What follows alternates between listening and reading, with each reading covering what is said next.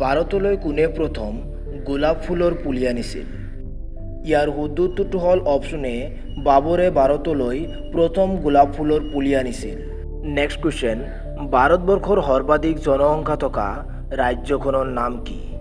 ইয়াৰ শুদ্ধ উত্তৰটো হ'ল অপশ্যন এ, ভাৰতবৰ্ষৰ সৰ্বাধিক জনসংখ্যা থকা ৰাজ্যখনৰ নাম হৈছে উত্তৰ প্ৰদেশ।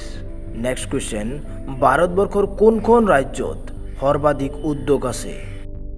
ইয়াৰ শুদ্ধ উত্তৰটো হ'ল অপশ্যন বি, তামিলনাডু। আগ্ৰা কোনখন নদীৰ পাৰত অৱস্থিত?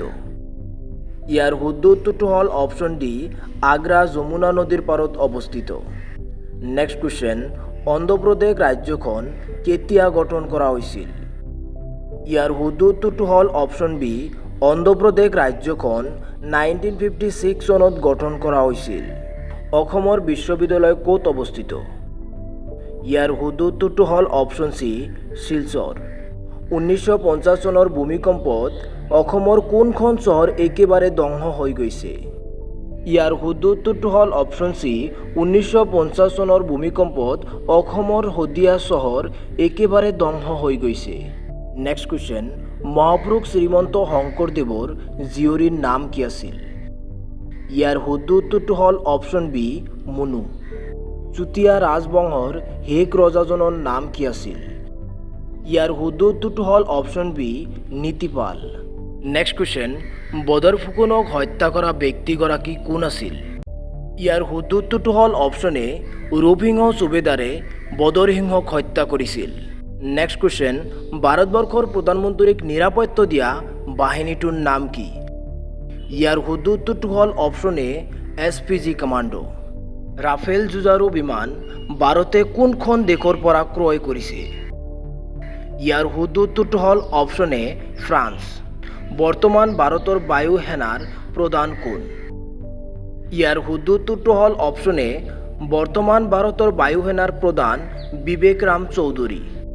নেক্সট কুৱেশ্যন, বৰ্তমান ভাৰতৰ নৌ সেনাৰ প্ৰধান কোন? ইয়াৰ শুদ্ধ উত্তৰটো হ'ল অপশ্যন এ, বৰ্তমান ভাৰতৰ নৌ সেনাৰ প্ৰধান হৈছে ৰাধাকৃষ্ণ হৰিকুমাৰ। ভাৰতীয় সেনাৰ প্ৰধান যুদ্ধ টেংকটোৰ নাম কি? ইয়াৰ শুদ্ধ উত্তৰটো হ'ল অপশ্যন এ, অৰ্জুন। ভাৰতৰ ৰাইফল ফেক্টৰী ক'ত অৱস্থিত? ইয়াৰ শুদ্ধ উত্তৰটো হ'ল অপশ্যন এ, ভাৰতৰ ৰাইফল ফেক্টৰী ইছাপুৰত অৱস্থিত। 2023 বৰ্ষত বিষ্ণু ৰাভা বঁটা লাভ কৰা ব্যক্তিগৰাকী কোন? ইয়াৰ শুদ্ধ উত্তৰটো হ'ল অপশ্যন ডি, অজিল শীল আৰু গোপাল কৃষ্ণা। 2022 বৰ্ষত অসমীয়া ভাষাত সাহিত্য একাডেমী বঁটা লাভ কৰা সাহিত্যিকজনৰ নাম কি? ইয়াৰ শুদ্ধ উত্তৰটো হ'ল অপশ্যন চি, মনোজ কুমাৰ গোস্বামী।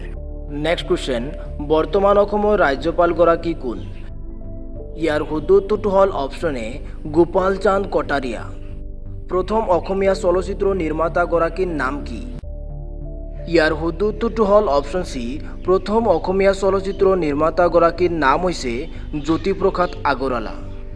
2022 আৰু 23 বৰ্ষৰ অসমৰ বৈভৱ বঁটা লাভ কৰা ব্যক্তিগৰাকী কোন? ইয়াৰ শুদ্ধ উত্তৰটো হ'ল option C, doctor Tapan Saikia.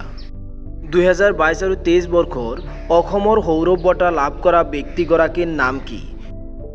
ইয়াৰ শুদ্ধ উত্তৰটো হ'ল অপশ্যন ডি, আটাইকেইজন। নেক্সট কুৱেশ্যন, ONGC কেতিয়া স্থাপন কৰা হৈছিল? ইয়াৰ শুদ্ধ উত্তৰটো হ'ল অপশ্যন চি, 1956 চনত। নেক্সট কুৱেশ্যন, ভাৰতৰ কেন্দ্ৰীয় শক্তি গৱেষণা কেন্দ্ৰৰ মুখ্য কাৰ্যালয় ক'ত অৱস্থিত? ইয়াৰ শুদ্ধ উত্তৰটো হ'ল অপশ্যন এ, বেংগালুৰু। লাষ্ট কুৱেশ্যন, ভাৰতৰ কোনখন চহৰক চিলিকন ভেলী আখ্যা দিয়া হৈছে? ইয়াৰ শুদ্ধ উত্তৰটো হ'ল অপশ্যন ডি, বেংগালুৰু।